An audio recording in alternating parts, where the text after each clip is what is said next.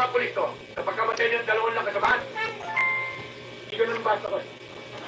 Tayo na nakakalit na lugar. Saka hindi ganun ang mga bata ko. Hindi kami tumakalo ng kasama. Hindi kami aso na kinakain ng aming sinupan. Nilagay na lang niyo ba ako? Daniel, alam ko matagal mo na gusto umalas sa puno. Saka sa ating dalawa na ng pangalan malaking pondo ng 4 de alas. Ba't nawala? Di ba masusulong yun? Hindi na pala ang ulo mo eh. Hindi ba ako nagpalaki ng grupo? Hindi mo galing mo magkaya na kasama. Kilala mo ako na? Yung nga, kilala kita eh. Pare-pareho lang tayo nagkakaksaya ng oras dito. Kapag malinaw na ang utak mo, tawagan mo ko. Saka na tayo mag-usap. Ito ulit ang musket doon niya.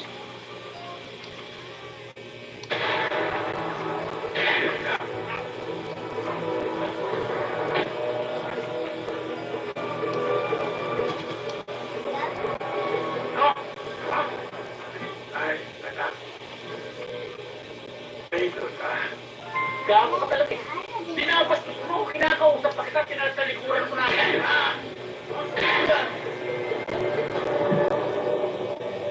Alas ko lang malakas yung kapitiliran ko kanina. Ba't mo pinatay? Siya nga naman, Dax. Bakit?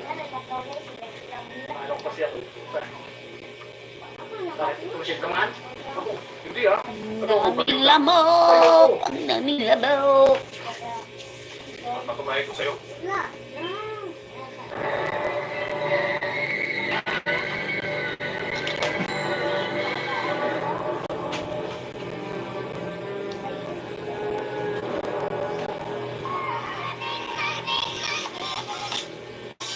Hola, alam ko matagal mo nang gusto ito. Kaya nakikita ko madalas ng stigan ko. Magiging parang si Porto Pilato pa ako niya. Mag-uugis ng dugo sa kamay ko eh.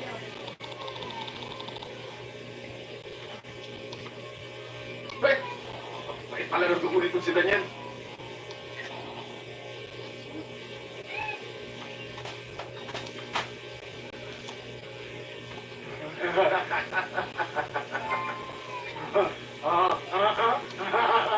Inay, sa wakas, napasok na akong pin-pin-pin. Sobrang saya mo, anak ah. May competition. Pupunta na akong mali sa Juan. Talaga? That's game para sa isang game. Ay, naku. Biyado. May pagyayabang na naman ng tatay mo. Taas mo na naman ang lakas nun. At walang magiging bida sa usapan kung hindi ikaw. Kanino ba ako nagmana? Naku. Diba? Parang hindi kayo natutuwa para sa Ay, may akin. natutuwa eh. Anak kita eh. Alikita! Alikita! Alikita! Si Mang Danilo!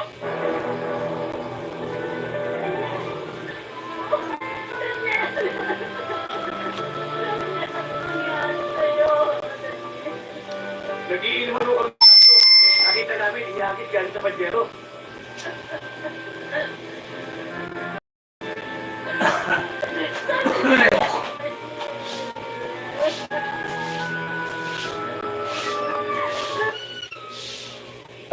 Itigil natin yung mga GL na yan. Ilan ba yung bilyon-bilyon ang gamit sa GL? Di lahat. Ako mismo isusurrender ko yung GL ko. Kasi sabi, sa iba, nagagamit mga politiko para magkaroon silang public points sa ating mga botante. Ang mga pagpapasyang ganito po ay talagang pinag-aaralan. Minsan po kapag ka po mismo ang legal at license ng mga online gaming sites ang iyong ibaban, mas dumadami ang mga illegal na online gaming sites. Para sa GMA Integrated News, Jonathan Andal nakatutok 24 oras.